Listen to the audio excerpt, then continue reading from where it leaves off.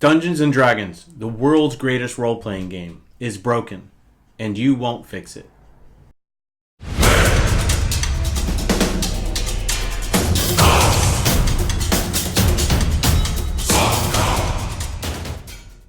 Hello, class. I'm Mark. And I'm Gonzo. And this is Dungeon Class. Gonzo, how can Dungeons and Dragons, the world's greatest role-playing game, be broken? Well, it's actually made to be broken, Mark, and that's the coolest part of Dungeons and Dragons. That's the coolest part of playing this game. Dungeons and Dragons is customizable to the needs and desires of any gaming group that sits down to play it. There are tons of examples that we can share, but from the beginning, one of the first things you can do to customize the game is the character that you create.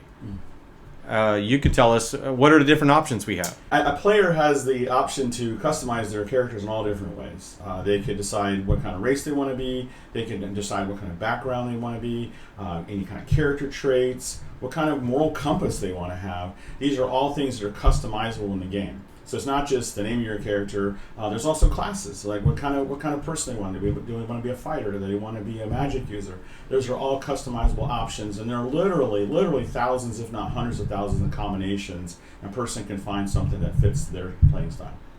So as a player, the game is designed where you can flavor it any way you want. You can, if you wanted to be a rogue, but you have wings of an Azamar, or if you wanted to be a dragonborn barbarian, it doesn't really matter. But your background is you're scared of, mice, and anytime you see a mouse, you run or whatever it may be.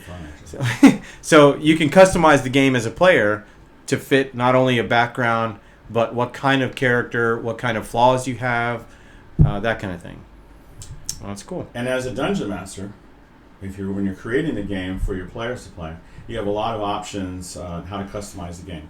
So you could begin, if you're a new DM, you could start with some pre-made modules and kind of take it easy and kind of explore all the content that's already been available and already created.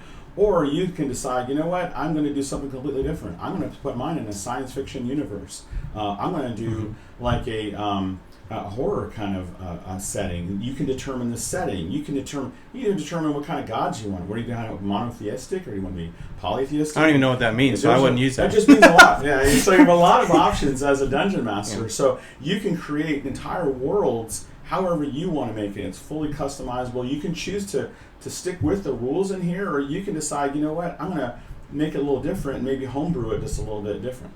So I think that's one of the neatest parts of Dungeons and Dragons is that even though there are books and books of possible rules, they're not designed to hold you back, but to allow you different options and spark ideas for you to create the game you want, and play it the way you want with the characters you want. And I think that leads to what we consider the golden rule for Dungeons and Dragons. And, well, you tell it. So basically, we firmly believe that the priorities need to be fun, story, and rules. And so really when you're balancing the game, you're deciding, as I'm creating a character, or if you're a DM and you're creating a world for everyone to play in, you want to make sure that it's a fun thing to play. That's first and foremost. Next would be whatever story that you created for everyone to play in. That would come second. And then the rules are just there to kind of keep everything kind of honest and make it, so it looks there's some kind of a semblance of order anyway. So that's really kind of the priorities that we try to use when we play. That's what I love about Dungeons and Dragons is that the rules are to keep the game as balanced as it can be, but otherwise it's all about the story and then even more so the fun. And I know like when we play Monopoly at my house, to make the game faster, we'll customize it by saying let's give out some of the properties ahead of time, or let's we want more money as players to be able to buy more, so let's put a bunch of money, all the community chest stuff goes on the free parking or something. These hotels are made of Legos. Bart, you're cheating! Lisa, it was probably an accident. Oh, sure. You take his side just because he bought you that house on St. James Place. Who else is going to take care of her? Dad? Well, you little... So in your house, Mark, Monopoly may be played differently than mine. So Mark, do you have an example where you have done this while we've been playing D&D? Absolutely. One of the story that comes to mind is, so we had, I basically had created it was a Death Knight. He was really a legendary Death Knight, actually. And the battleground was looking really bad. The battle was looking rough for the players. And the Death Knight had summoned up an army of undead, and it was not looking good for the players. And the group decided that now's probably a good time to get out of Dodge, and we're going to leave. Yeah, we were overpowered for sure. So they basically, they all had all pretty much agreed that that's what they're doing. They all get on their horses, and they get on. They start to ride off, and one of our players, a tinkerer with a kobold, hops off of his horse. Run! Run!